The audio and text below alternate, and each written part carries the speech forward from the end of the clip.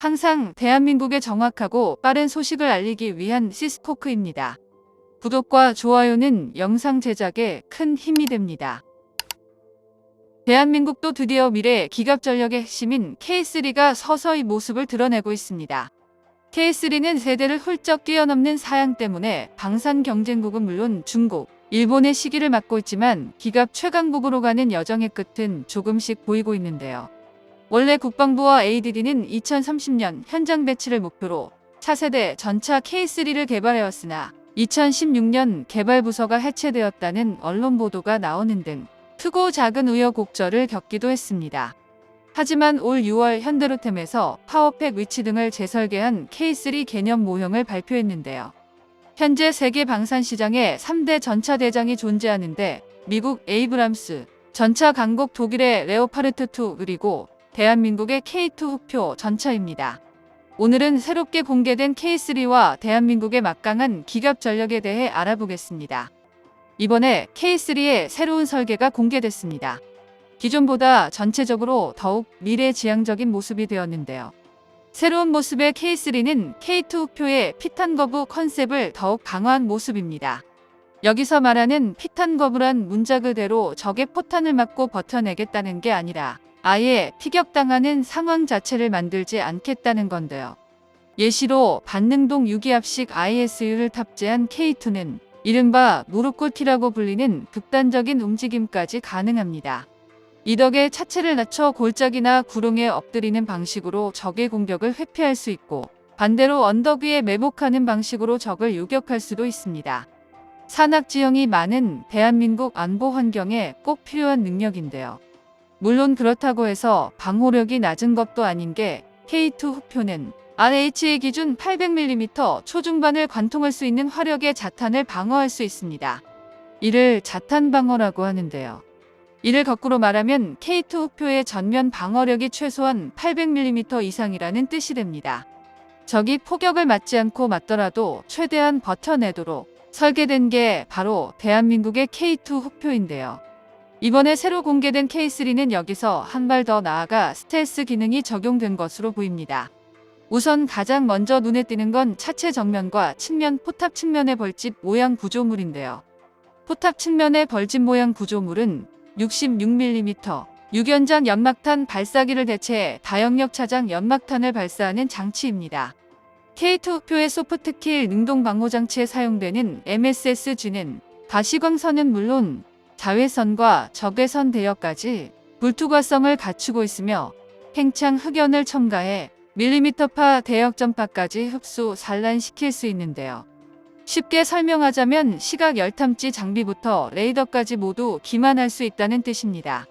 전차를 둘러싸고 있는 일종의 강력한 차단막인 셈인데요. 여기에 차체 측면에 달린 사이드 스커트 형식의 추가 장갑은 세라믹과 복합 소재 등을 이용한 모듈식 장갑 체계를 적용하는 한편 전차의 약점인 보기륜을 보호합니다.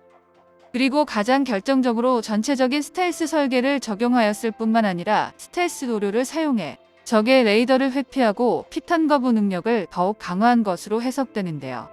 이를 위해 현세대 전차에서 을에 관찰할 수 있는 전면부의 조종수 해치를 없애고 아이언 비전 같은 증강현실 기술을 적용한 것으로 예상됩니다. 심지어 포신 역시 레이더 전파를 흡수하는 스텔스 설계를 적용한 것으로 보이는데요. 현대 대전차 미사일 통칭 ATGMS는 대부분 적외선 추적 방식을 사용합니다. 대표적으로 대한민국의 현공, 미국의 제블린은 물론이고 북한까지 적외선 유도 방식을 탑재했으리라 추정됩니다. 이외에도 AGM-114 헬파이어, 스파이크 대전차 미사일 등 3세대 ATGMS는 적외선 추적과 밀리미터파 추적을 모두 사용하는데요. 그런데 마찬가지로 현대의 주력 전차들은 파워팩의 고출력화가 이루어지면서 방출하는 열의 온도가 상당히 높아졌습니다. 전차를 파괴하기 위해 개발된 ATGMS의 타버텍에게는 취약할 수밖에 없는 이유입니다. 그래서 현대전에서의 전차는 열을 내뿜는 배기구에 적외선 감수해망을 씌우거나 MCS 같은 전차 위장망을 덮어 열원을 최대한 숨기고 있는데요.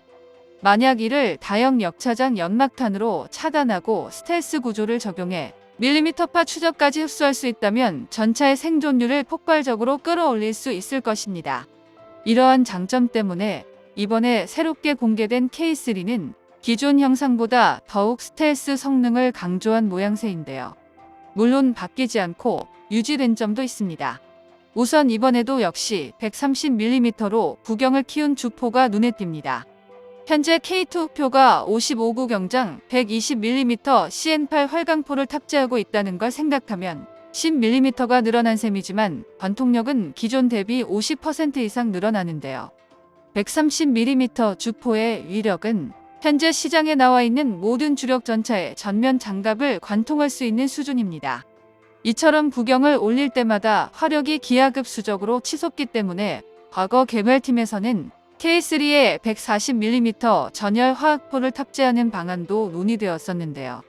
전열 화학포는 장약의 연소에서 뿜어져 나오는 화학에너지를 전기에너지로 제어하여 탄체를 가속하기 때문에 포탄을 레일건에 버금가는 속도로 발사할 수 있습니다. 일반 화포와 레이건의 장점을 모두 가지면서도 훨씬 다양한 탄종을 운용할 수 있고 전력 소모량도 훨씬 적은데요. 그러면서도 장약 연소를 보다 정밀화하여 관통력을 비약적으로 상승시킬 수 있죠. 전열 화학포는 상당한 연구가 필요하며 미국조차도 오래전 개발했지만 아직 양산 계획조차 잡지 못하고 있을 정도입니다. 물론 실험만 된다면 세계 최초의 전차 영국의 마크1이 꿈꿨던 육상 전함을 드디어 실현할 수 있는 기술인데요. 하지만 이건 어디까지나 꿈같은 얘기고 전열 화학포를 전차에서 운용하기란 불가능에 가깝습니다. 우선 반동이 강해질 수밖에 없기 때문에 55톤 내외인 전차의 무게로 반동을 감당하기 어렵습니다. K3의 경우 대한민국 지상무기 체계에 따라 자주도어를 염두에 둘 수밖에 없기 때문에 중량을 55톤 이상으로 올리기 어렵죠. 그러므로 모듈식 장갑이 세라믹과 복합 소재를 이용해 최대한의 경량화를 추구하는 것도 이 때문인데요.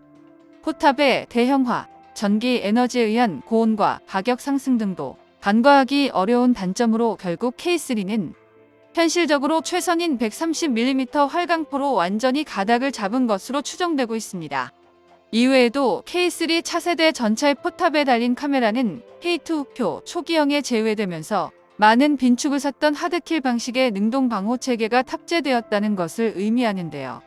탑재된 위치를 보면 전차에서 가장 취약한 부분인 상부 방어까지도 가능할 것으로 추정됩니다. 이 밖에도 레드백액에서 획득한 복합 고무궤도 역시 탑재될 텐데요. 이제 남은 과제는 이미 보유한 기술을 K3에 적용하고 기존 기술을 더 발전된 형태로 개량하는 것입니다. 대한민국의 차세대 전차가 최첨단 방산무기로 세계 시장을 점령하는 날이 오길 기원하겠습니다. 정보가 도움되셨다면 구독과 좋아요 부탁드립니다. 이상 시스코크입니다.